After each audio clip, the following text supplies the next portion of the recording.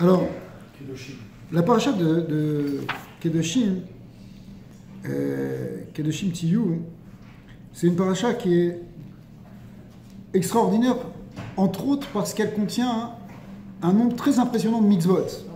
Beaucoup de mitzvot sont dans sa paracha de Kedoshim. Kedoshim qui veut dire au départ la sainteté, mais en vérité toutes les mitzvot, elles sont là pour nous rapprocher de la sainteté. D'accord ?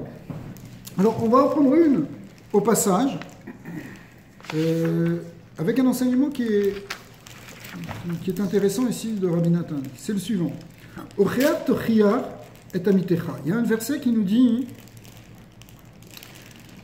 tu détesteras pas ton frère dans ton cœur. Lotisna et achicha bilvavecha. Ocheat tochiyar et amitecha. Au contraire, mais s'il te doit de l'argent, tu vas le détester. Au contraire, tu vas... Non, quand c'est une question... On peut poser des questions, mais... Ok. Alors, le verset ici, dans Parashat Kedoshim, il dit « Lotisna et achicha bilvavecha ». Tu ne vas pas détester quelqu'un dans ton cœur. Ça veut dire quoi, tu ne vas pas détester quelqu'un dans ton cœur? Ça veut dire que si il y a quelqu'un qui t'a fait quelque chose, ou que tu vois quelque chose de négatif chez un autre, même si tu as fait un sale coup, par exemple, ça peut être un coup financier ou un coup de mépris, ne garde pas ça dans ton cœur. Tu vas aller lui faire la remontrance, le reproche. Sauf qu'en fait, il faut traduire ce terme-là par critique constructive. C'est-à-dire que si tu vois quelqu'un qui ne se comporte pas bien, que ce soit vis-à-vis de toi ou vis-à-vis de quelqu'un d'autre, théoriquement, la Torah dit, garde pas ça dans ton cœur, va lui parler. Sauf qu'il ne faut pas lui parler n'importe comment, il ne faut pas lui faire... honte en public, il faut venir lui parler tranquillement dans un coin, lui dire regarde, il y a un problème ici dans ce que tu fais, dans ton comportement, ça ne correspond pas encore à ce qui est adéquat ou ce qui est par rapport à la Torah, etc. Et tu fais cette remontrance. Alors, cette remontrance, c'est une grande mitzvah, parce que sinon tu restes avec des sentiments dans ton cœur, tu le détestes, etc. Tu es à côté de la chose. On sait très bien que le fondement de la Torah, c'est Ve'afta lecha kamocha, d'ailleurs c'est le verset juste après. D'accord? C'est qu'il faut aimer son prochain comme soi-même. Alors, si toi, tu le détestes parce que tu vois quelque chose qui n'est pas bon, bah, en fin de compte, tu es en train de t'éloigner de la véritable volonté de la Torah. Alors, les Chachamim disent, attention, cette mitzvah, elle n'est pas du tout évidente à faire. D'abord parce qu'il ne faut pas le faire en public, d'abord il faut le faire discrètement. Mais aussi parce que si la personne n'est pas capable de recevoir la remontrance, ça peut avoir un effet plus désastreux qu'autre chose. C'est-à-dire que si tu dis à quelqu'un, tu commences à lui reprocher quelque chose et que lui, il n'est pas réceptif, non seulement lui, il va t'en vouloir encore plus, mais il va peut-être aller encore plus loin dans son erreur. D'accord ? Il y a une tendance naturelle chez tout le monde de ne pas aimer les reproches. D'accord ? Il y a des gens qui supportent plus facilement que d'autres, mais il y a beaucoup parmi nous, ça nous touche notre ego. Quoi, tu me dis quoi faire? Quittez-toi pour parler. Et qu'est-ce que tu as? Et qu'est-ce qu'il a, celui-là? Et lui, il s'est regardé, et il ne sait pas ce qu'il fait, et eux, ils sont comme ça, etc. Donc, tu as toutes sortes de pensées qui peuvent te venir, et qui fait que tu ne vas pas accepter qu'on te fasse un reproche.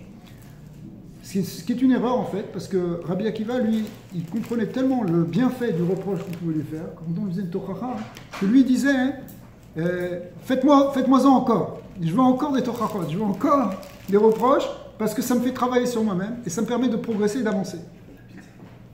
C'est écrit même à Pi Kabbalah, le Ramchal il ramène que quand tu fais une tochara à quelqu'un, tu viens et en réalité tu lui casses sa clipa. Tu lui casses la clipa de son cœur et lui, justement, tu le libères. En réalité, la tochara, elle est pour libérer la personne d'un Yetzer Hara. Donc, si quelqu'un il est capable d'accepter la tochara, il a tout gagné parce que, et en fait, le reproche qu'on vient de lui faire, ou la critique constructive, comme on vient de dire, elle peut le libérer de son Yetzer Hara qui l'empêche de faire ce qu'il faudrait faire. D'accord? Donc, sauf qu'en général, on n'aime pas ça et on se protège et on ne laisse pas la flèche de la Tochara rentrer pour casser la clipa parce qu'on la prend personnellement comme quelque chose qui nous touche nous. Alors c'est pas nous que ça nous touche. Ça touche notre Yetzer Hara. Et il faut arriver à accepter que notre Yetzer Hara, il accepte de ce reproche. Maintenant, ici, Rabbi Nathan dit la chose suivante. En lecha davar, she'abal davar yuchal le'atot et ha'adam ve'la'afor averot gmurot, les mitzvot kemo benyan machloket. Dans le point le plus problématique de tous ces Yetzer Hara, et sur lequel justement ça devrait arriver cette Torah, c'est un inyan qui apparemment, on pourrait se dire, quelque chose dans lequel on peut facilement tomber, qui est ce qu'on appelle la machloket. La machloket, c'est un des pires Yetzer Hara. Pourquoi? Chez Sham, Meraket Abal Davar Arbe. Le Yetzer Hara, il danse dans les machloket.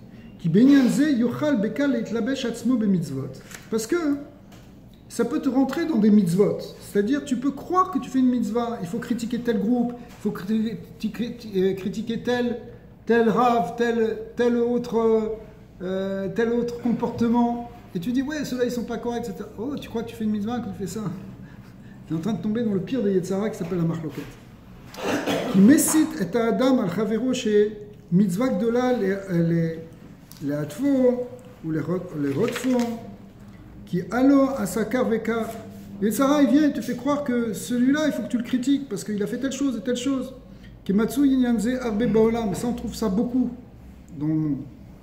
Hein, on sait que le deuxième Beth Amikdash, il a été détruit à cause de ça, à cause du Kohar à Marloket. Parce qu'il y avait une Sinatrinam et une Marloket, les gens se critiquaient. Et au contraire, il faut sortir de la Marloket, en tout cas la Marloket Shena les Shem Shamayim, il faut en sortir pour amener la Géoula.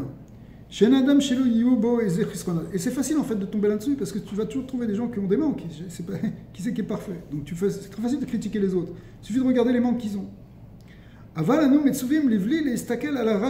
Mais nous, au contraire, on a une mitzvah de ne pas regarder le mal. On a une mitzvah de regarder le bien. Comment ça s'appelle ça, Ilan? Ça s'appelle la Nekuda Tova. Rak alatov veladun kol adam le kafsrut. Kemo sheiziru chazal bekama mekomot. Ouais, c'est dans plein d'endroits, on voit que cette notion, Rabbi Nachman lui il a développé ça en long et en large, que c'est toute la clé de la tchouva d'une personne, c'est d'être capable de regarder ou de se regarder selon le côté positif. Mais si tu commences à regarder les chisronot, c'est là que tu rentres dans la marloquette. Dès que tu regardes les manques et les défauts de chacun, c'est là que tu peux commencer à critiquer.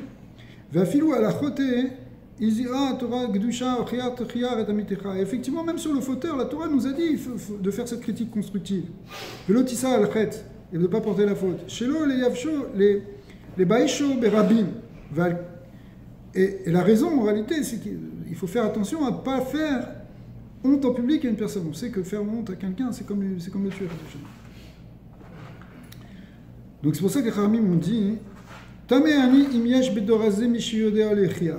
Les Kharamim me disent, à l'époque de Agmara, ils disent ça m'étonnerait que dans cette génération on puisse trouver quelqu'un qui est capable de faire une remontrance. Pourquoi? Parce qu'il faut la faire avec beaucoup de finesse, beaucoup de délicatesse.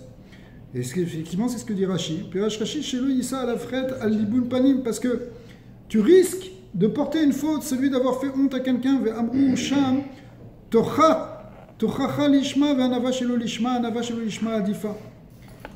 Les Ramim, ils ont dit, entre une anava shelo lishma, c'est-à-dire une humilité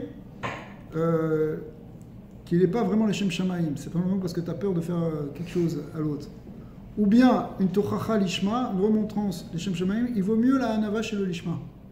En d'autres termes, si par exemple, tu as quelqu'un, mais tu ne sais pas si tu le touches, ça ne va pas le blesser.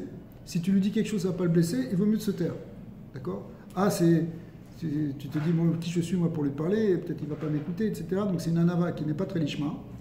Mais c'est mieux que de lui rentrer dedans et qu'en fin de compte, tu vas lui faire honte. En normal, quand tu rentres dedans, quand tu vas faire une tochacha lishma, tu ne vas pas lui rentrer dedans. Il y a un risque, ce qu'ont expliqué les Chachamim là dans cette Gemara, c'est qu'il y a un fort risque de lui faire honte. Et si toi tu fais ça, c'est considéré une faute pour toi. Alors on ne peut pas dire qu'il y a une personne. C'est pour ça qu'à l'époque de la Gemara déjà, c'est marqué, et ça m'étonnerait qu'on trouve quelqu'un qui est capable de faire ça. Alors, évidemment... Quand tu as des règles en charge, je te donne un exemple. Un gars on commence à 9h et il vient tous les jours en retard. Je suis le directeur de la production, je peux rien lui dire. Il faut que tu saches comment lui dire. Parce que si tu lui fais honte... bonne question. Lui-même, il m'a mis dans une position où il me fait honte. Parce que si je dois venir maintenant lui dire qu'il doit être là à 9h, il est là à 9h15, 9h25, 9h30, à chaque jour, c'est lui-même qui m'a poussé à venir lui dire. C'est-à-dire que c'est le catalyste, c'est pas moi le catalyste. Je peux pas lui dire il est là à 9h de c'est rien, mais tous les jours il est en retard. C'est pas parce que quelqu'un te fait honte que tu veux faire honte. Non, mais je veux dire, c'est figure speaking. Ça veut dire, c'est pas il m'a pas fait honte. C'est pas qu'il t'a fait honte, ça veut dire c'est lui qui a causé ça. Okay. Oui. Maintenant, c'est à moi d'aller peut-être plus et dire ok. C'est sûr qu'ici on parle. Je vois que tu as un problème avec être là à 9h, j'aimerais bien comprendre pourquoi. C'est une approche. Ouais. Je peux pas lui dire écoute, je t'ai dit, je t'ai engagé, 9h, je peux l'éclater. Je ne ferai pas ça. Peut-être, je sais pas. Je vais montrer là, ça c'est dû, mais bon, les heures à quelle heure il rentre et il sort, et avec ça, je peux lui dire écoute, qu'est-ce que tu penses de ça? Ouais. Ça, c'est une meilleure approche. Ouais. Le Hémet, c'est que mon plus grand challenge chez les Juifs à Crumlin, c'est comment aller exprimer d'une manière très délicate un certain sujet. Parce qu'il y a un plus grand risque que la personne elle se vexe. Mais qu'elle se sent touchée. Est-ce qu'un gars qui est dans la même position, que le même en vérité, là-bas c'est marqué Ochiyar et Tamitecha. Mais en vérité, là, c'est pas vraiment la remontrance dont parle la Torah, celle que tu soulignes, mais c'est quand même lié. Oui, c'est la même chose. Pas de différence. Mais ça rentre quand même dans ce concept quelque part de mitzvah, parce que si par exemple un employé, il est payé à l'heure, il doit arriver à l'heure. Sinon c'est un problème. La Torah elle a même dit que c'est considéré comme un gazelle, etc. Donc finalement elle fait une faute. Comment on peut gérer ça? Dire à quelqu'un qui est souvent, même si on dit gentiment, sans vous. Comment on peut mettre un peu de brouhaha à quelqu'un qui est juif? Ouais, mais ça change rien, juif, pas juif. Ça change rien. À quelqu'un, comment on peut mettre du brouhaha sur quelqu'un? C'est notre tafkid, c'est notre responsabilité de mettre le brouhaha. Dans le monde du travail, c'est un peu différent parce que les règles, elles sont acceptées dès le départ. Ils sont acceptés dès le départ. Bien sûr. Voilà. Quand quelqu'un il s'est engagé et il sait que le travail du patron, c'est lui aussi, il est dans le contrat. Donc, si le contrat n'est pas respecté par l'employé, c'est normal que le patron il le dise. Donc ça, on le sait dès le départ. Donc c'est pas réellement, c'est pour ça que c'est pas exactement la même chose que. Mais ça ne change pas qu'il peut avoir honte. Mais c'est ça. Ça veut dire que la personne, en s'engageant, elle a pris ce risque-là. Mais ça ne veut pas dire que maintenant le patron il doit pas faire attention. Il doit faire au maximum attention pour pas justement toucher le nefesh de la personne. Parce qu'en fin de compte, ce qui va gêner le patron ici, c'est le résultat, c'est le travail, c'est la ponctualité. C'est pas la personne. On n'est pas en train de juger la personne, on est en train de juger l'acte. D'accord ? Or là, la personne elle s'est engagée à faire ça. Et toi, tu t'es engagé en fonction de ça de la payer. Maintenant, si elle ne fait pas, alors effectivement, il faut remettre ça en question. Donc, théoriquement, il ne devrait pas y avoir de honte. Mais malgré tout, il y a une nécessité, évidemment, de faire attention à la relation humaine. Parce qu'une relation de travail, c'est bien sûr basé sur un échange financier, mais c'est aussi une relation humaine. Avant tout, c'est des relations entre des bien-âmes, entre des hommes. Donc, il faut évidemment faire attention à cette relation et surtout pas tomber dans cette forme justement de mépris. En vrai, ça va loin, parce que même un enfant à l'école, il faut faire très attention. Un enseignant, il n'a pas le droit de faire honte à un enfant. Et c'est tellement facile. Un enfant, tu as tout le pouvoir quand tu es professeur. Ou même un parent. Même un parent, on ne doit pas faire honte à notre enfant. C'est qu'il y a des enfants qui ont été dégoûtés de l'étude de la Torah, par exemple, parce qu'il y avait un rabbin qui, à leur école, leur a fait honte. Et ça les a bloqués pour tout. Alors après, peut-être, il faut qu'ils fassent, tu vois, qu'ils fassent. Mais en tout cas, toute leur période de leur adolescence jusqu'à même des fois très tard, ils sont complètement bloqués par rapport à ça parce que on les a touchés dans leur nefesh. Et quoi, le gars, même si c'est un enfant, même s'il a fait une bêtise, et même s'il n'a pas bien appris, ou même s'il a cassé quelque chose dans le de quoi tu vas lui faire honte? C'est un enfant à la fin. D'accord? Et justement, on croit que parce que c'est un enfant, on peut lui faire un bisayon berabim devant sa classe, devant ses amis, ou même en famille, devant ses frères ou devant ses oncles, etc. On ne peut pas faire un bisayon à quelqu'un. C'est ça, on ne peut pas faire anti-personne. Il faut le faire aussi discrètement. C'est tellement grave parce que, vous voyez, la Torah l'a dit, velotissa à la fraise, c'est-à-dire, ochiyar tochiyar et tamitecha, tu peux faire des reproches, tu dois même faire des reproches, mais c'est velotissa à la fraise, mais attention, ne porte pas pour lui une faute qui est la faute de lui avoir fait honte. Donc, à cause de cette fin du pasouk, la Gemara a dit, des fois il vaut mieux nanava. chez l'olishma, c'est-à-dire ne pas intervenir plutôt que de risquer de porter cette faute. Est-ce que c'est. Alors c'est très délicat, hein, Si tu envoies il n'y a pas une règle facile. Si tu envoies un email à quelqu'un, tu lui dis écoute, j'ai remarqué que respecter la cédule est un peu difficile. Par email, des fois, ça peut être pris un peu plus légèrement. Exact, mais c'est sûr que tu n'es pas obligé aussi non plus de temps en temps de prendre autant de gants, si tu veux, de prendre autant de protection et parler aussi poliment. Mais tout dépend de la manière, de la relation que tu as avec la personne. Tu comprends?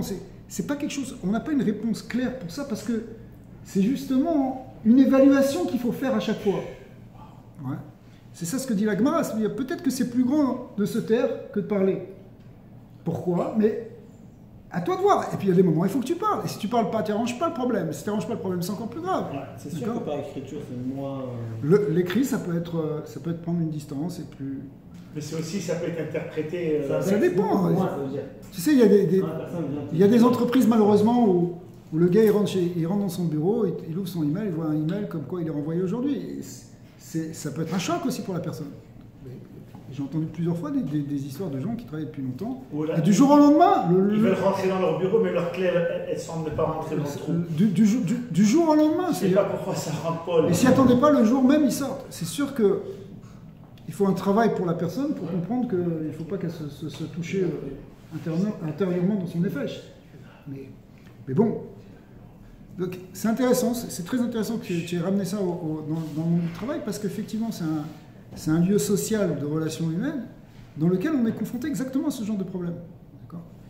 Et donc il va falloir trouver... C'est intéressant parce que ça veut dire quoi? C'est-à-dire que même dans le monde du travail, c'est un lieu où tu peux vraiment travailler tes midotes et ta relation au prochain. C'est clair, c'est pas simplement où tu rentres pour travailler, pour que tu gagnes ta paie, etc. Ça ne doit pas être ça. Ça doit être justement un lieu de progression, d'affinement, de relations humaines, etc. Alors, Tachem, on va trouver la force d'arriver à être dans l'harmonie, dans le shalom, dépasser les marloquettes et qu'on soit rien que dans la simra, Tachem. C'est comme j'avais entendu